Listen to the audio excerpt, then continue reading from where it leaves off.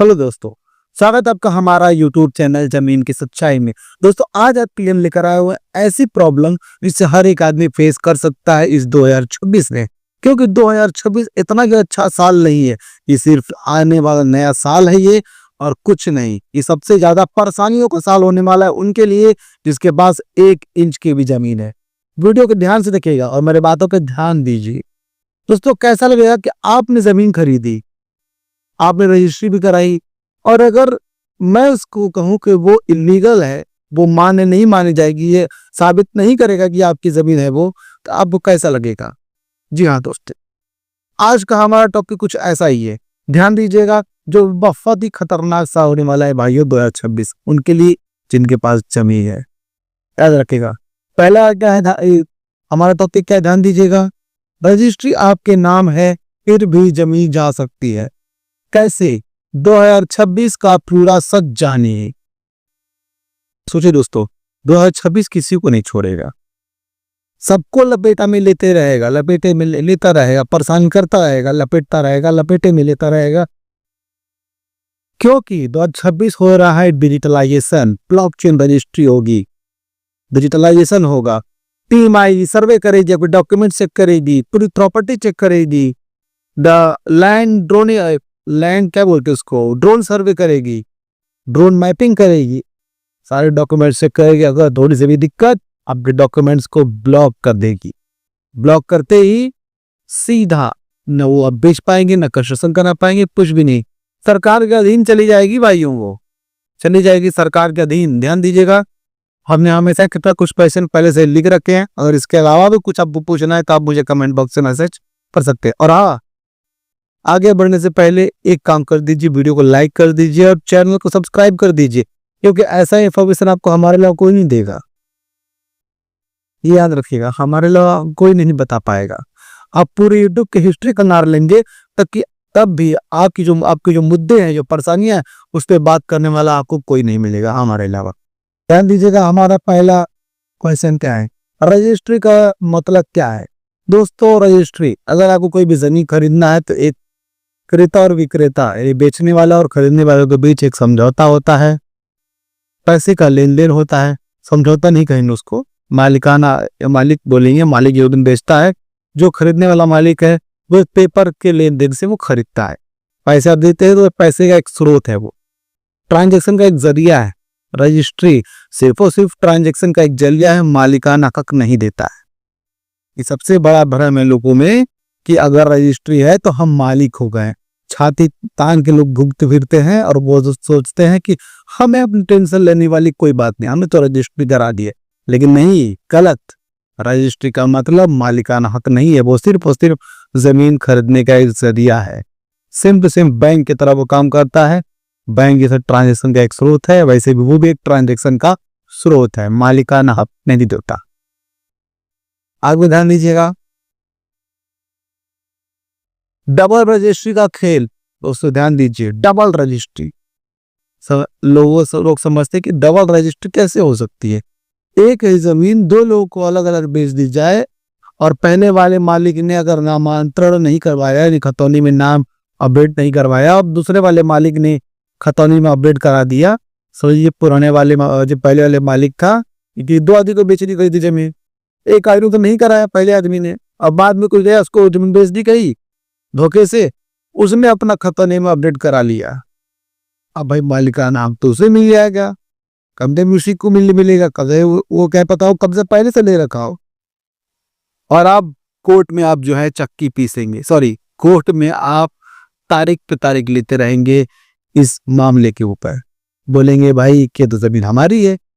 लेकिन जब कोर्ट में जब सबूत मांगे जाएंगे तो सबूत चारों तरफ से उसके पास रहेंगे। रजिस्ट्री, खतौनी, लेकिन नामांतरण में और कब्जे में, इस सारी चीज में आपका नाम होना जरूरी, तभी आप मालिकाना का हक कहलाएंगे आपका, तभी तो आप मालिक कहलाएंगे, एसबीडी कहलाएंगे आप।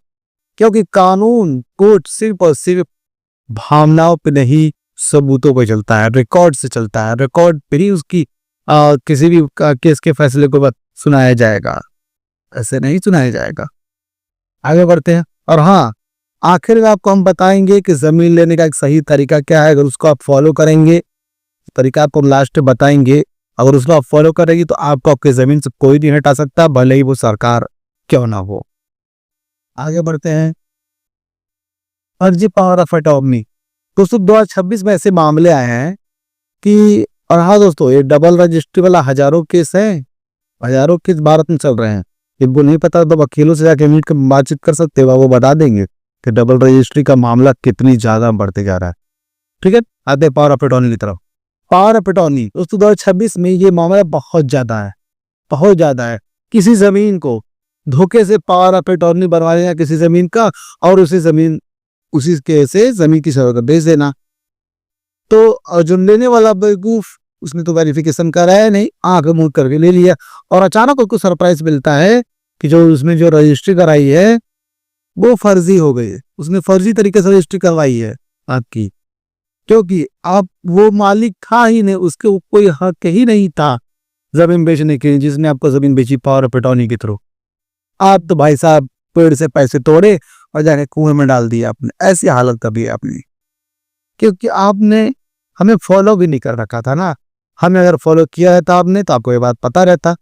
आपको वकील से मिलना रहता था, आप वकील से मिले नहीं, वकील से तो वेरिफिकेशन कैसे होगा आपकी जमीन का।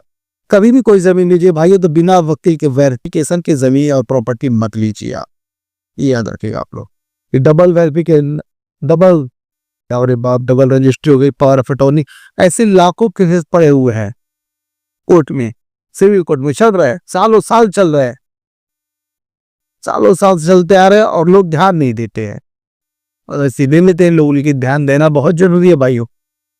कैसे आप साबित करेंगे आप। पुराना बंटवारा विवाद। दोस्तों जैसे कि मान लीजिए कि अगर कोई पुश्तैनी जमीन होती है, उसको लोग आपस में बंटवारा कर लेते हैं, लेकिन वो खतौनी वगैरह में अपडेट नहीं रहता है, उसमें भी दिक्कत हो सकती है। जब सर्वे की टीम आएगी, जब चेक करेगी, तब ऐसा कुछ पता चलेगा तो आप उसको भी ब्लॉक कर देगी। और यहाँ तक ऐसा भी होता है कि अगर सर्वे ये बंटवारे की जमीन होती है, आपस में लोग बांट लेते हैं, कल वो कोई किसी का भी लौट गया, कोई भी आके उसने आपत्ति दर्ज करा देता है, ये परेशानी। लोग बोलेंगे हम तो भाई बंटवारा कर रखा है, तो बंटवारे का सबूत क्या है। मौखिक बंटवारे का कोई मान्य नहीं होता है। बंटवारा जब भी होना चाहिए तो पेपर और लिखित रूप से होना चाहिए, जो खतौनी में अपडेट होना चाहिए। सबके नाम पर कितने कितने अंश है, कितने कितने बराबर बराबर जमीन है, सबके नाम पर होनी चाहिए, नहीं हो पा।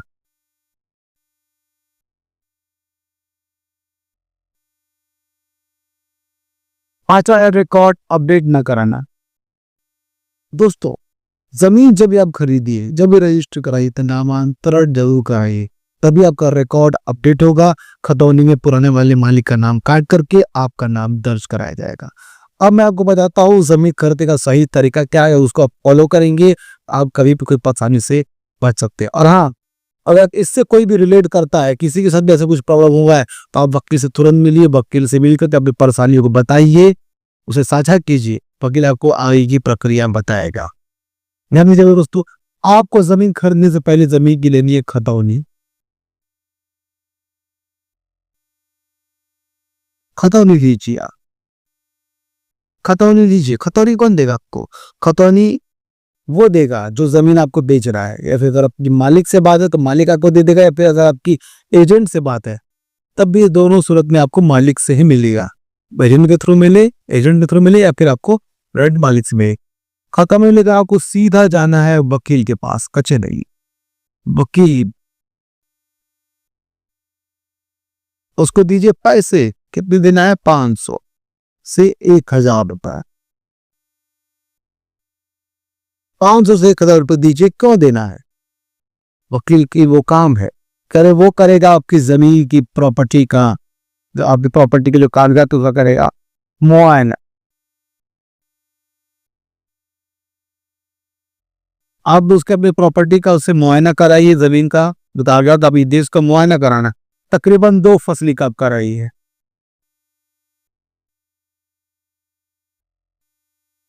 तकरीबन 2 फसले तक का आप उसे मुआयना करा लीजिए। वो ये चेक करके बताएगा, वो पूरी जन्म कुंडली निकाल देगा। दोस्तों जब भी आप अपनी शादी करते हैं, फिर अपने बाल बच्चों की शादी करते हैं, तो कभी भी आप 36 को 36 गुड़ मिलवाते हैं, अगर वो मैच करता है तभी आप शादी करते हैं। जन्म कुंडली में जो है मैच करते हैं आप पूरी 36 को 36 गुण। तो वैसे ही वकील आपसे आपकी आपसे उस प्रॉपर्टी की 36 को 36 गुण मिलाएगा। जन्म कुंडली में बताएगा कि इसमें कोई दोष तो नहीं है, कोई मुकदमा तो नहीं है, कोई परेशानी तो नहीं है। दो फसली में उसकी पूरी हिस्ट्री वो पता कर लेगा। अगर कोई परेशानी रहेगी तो वकील आपको बता देगा। आपको तुरंत पीछे हट जाना है। अगर गुण नहीं मिले तो आपको तुरंत पीछे हट जाते हैं आप, और तुरंत जो है कि आप दूसरे रिश्ते के बारे में ढूंढने लगते हैं। तो सेम वैसे ही काम यहाँ भी करना है। मुआयने के दौरान अगर वकील ने बोला कि जमीन मत लीजिए, खतरा है, आप लेके कारण मत पूछिए, सीधे अपने कदम पीछे लीजिए और जमीन के बारे में भूल जाइए। कितना भी सस्ता वो जमीन क्यों ना मिले, आपको उस जमीन के बारे में नहीं ध्यान देना है। आपको दूसरी जमीन पर ध्यान दीजिए। और अगर वकील बोल देता है इसको कोई दिक्कत नहीं, हम जमीन ले सकते हैं, बहुत ही अच्छी जमीन है, आपको फ्यूचर में कोई दिक्कत नहीं होगा, तब आप आगे बढ़िए। अब आपको फॉर्म करके मकान यो प्रॉपर्टी का मालिक उसको बोलना है कि आप प्लॉट पे आ जाइए, मुझे लेना है कब्जा। उस प्रॉपर्टी पे जो प्रॉपर्टी आप लेने वाला, याद रखिएगा, मैंने अभी भी रजिस्ट्री और पैसे के नाम जो है नहीं ली। आप ऐसे ही स्टेप बाय स्टेप फॉलो कीजिएगा हमारे तरीके को। आपको आना है यहाँ पे लेना है प्रॉपर्टी कब्जा। कब्जा लेने का मतलब ये नहीं है कि आप प्लॉट पे खड़े हो गए और आपने चिल्ला चिल्ला के माइक में बोल दिया कि आज से जमीन हमारी है, और ये रहा माइक, आज से जमीन हमारी है और इस जमीन के मालिक हम, आज से हमारा कब्जा है। ऐसे नहीं होता है। आपको प्रॉपर एक पक्की बाउंड्री करानी होगी। ईंट मंगाइए, बालू मंगाइए, सीमेंट मंगाइए, आप चौथा की पूरी पक्की बाउंड्री लीजिए, तकरीबन 3 to 4 फीट की। क्योंकि इसलिए है क्योंकि वो कब्जा मिल जाएगा आपको। और तो और अगर किसी को भी आपत्ति रहेगी, जो कि लिखित रूप में खतौनी में नहीं होती है, रिकॉर्ड भी नहीं होता है, वो जमीनी रूप में होता है। जमीनी रूप पे आपको पता चल जाएगा। वो लोग बरसाती मेढक की तरह छुपे होते हैं। जहां बरसात का मौसम होता है तो मेढक निकल जाते हैं। सेम वैसे ही जहां आप आएंगे, कुछ कंस्ट्रक्शन करेंगे, वहां पे तुरंत बरसाती मेढक की तरह मेढक सामने कूद जाएगा और आपको कब्जा नहीं देगा। आपको उससे झगड़ा नहीं करना है। वो जो प्रॉपर्टी का मालिक वो झगड़ा करे हिन्नट कर, उसका दिक्कत है। वो आप अपने कदम पीछे ले लीजिए और जो पैसे आपने लगाए हैं बाउंड्री कराने के लिए, वो उससे वापस ले लीजिए और उस जमीन के बारे में भूल गया। और अगर कोई दिक्कत नहीं होता है, बहुत बेहतर तरीके से आपको कब्जा ले लेते हैं, आप बाउंड्री करा लेते हैं, तो मुबारक हो, आपने रजिस्ट्री से पहले एक जंग आपने जीत ली है, जो कि सही तरीका ही है। पहले प्रॉपर्टी पे कब्जा, उसके बाद रजिस्ट्री। अब कब्जा अगर हो जाता है सही से, तो अब आइए आप बैंक का ना आपको करना है RTGS।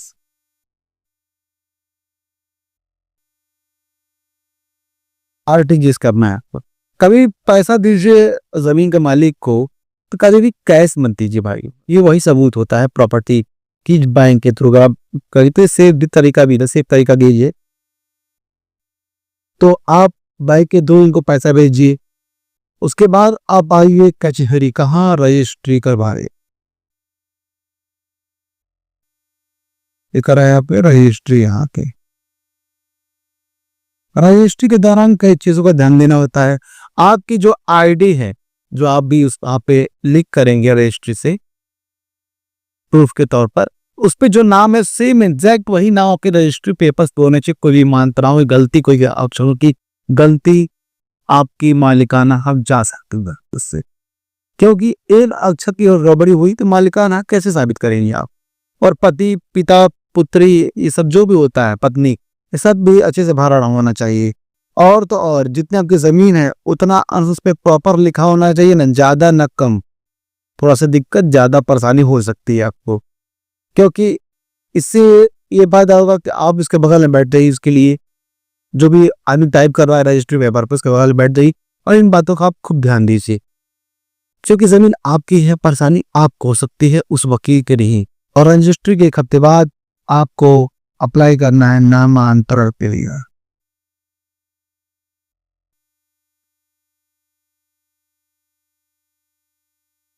क्या होगा 1 हफ्ते बाद?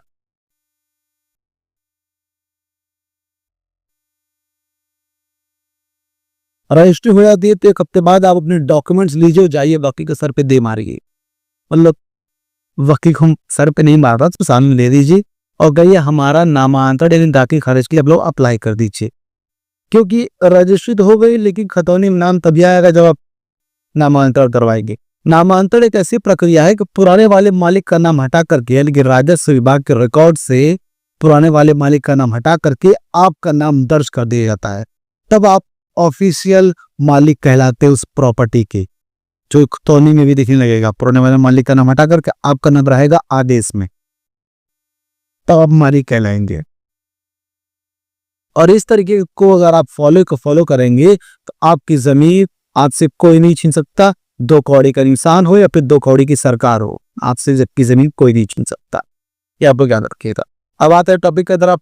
अब मैं आपको इसके हिसाब से आपको लिखित में अपनी सेफ एडवाइस कह देना चाहूंगा, ध्यान दीजिएगा। रजिस्ट्री जरूरी है लेकिन अकेले काफी नहीं। रजिस्ट्री जरूरी है लेकिन सिर्फ रजिस्ट्री अकेले काफी नहीं होता मालिकाना हक के लिए। जमीन रखने के लिए कानूनी रिकॉर्ड, कब्जा और सतर्कता जरूरी है। लापरवाही करेंगे तो रजिस्ट्री भी आपको नहीं बचा पाएगी। बिल्कुल भाइयों, अगर आपने नामांतरण वगैरह नहीं कराया है, दाखिल खारिज नहीं कराया प्रक्रिया, तो आपको रजिस्ट्री कोई मायने नहीं रखती। इस वक्त सर्वे की टीम आएगी, सब चीज चेक करेगी, अब कोई दिक्कत होगा सीधा ब्लॉक, सीधा विवाद में डाल देगी, सरकार का अधीन डाल दे, झेलते रहिए, 20 साल लग जाएगा आपको साबित करते करते। तो सारे डॉक्यूमेंट्स हमेशा मजबूत रखिए। दोस्तों बढ़ते अपने आखिरी कदम की तरफ। दोस्तों अगर आपको ये वीडियो अच्छा लगा तो वीडियो को आप लाइक कीजिए, चैनल को सब्सक्राइब कीजिए और इस वीडियो को ज्यादा से ज्यादा लोगों तक शेयर कीजिए, ताकि उन लोगों को ये बात पता चल सके कि 2026 में कितनी परेशानियां आने वाली है। रजिस्ट्री के बाद कौन कौन से डॉक्यूमेंट्स है जो कि आपको हमेशा रखने हैं, ये ये बात जो है लोगों को पता चल सके। और अब कोई भी दिक्कत हो, कोई परेशानी हो, आप मुझे कमेंट बॉक्स में जरूर कमेंट कीजिए, मैं आपको उसका जवाब जरूर दूंगा। और तो अगर आपको कोई परेशानी है तो मैं उसका समाधान भी बताऊंगा।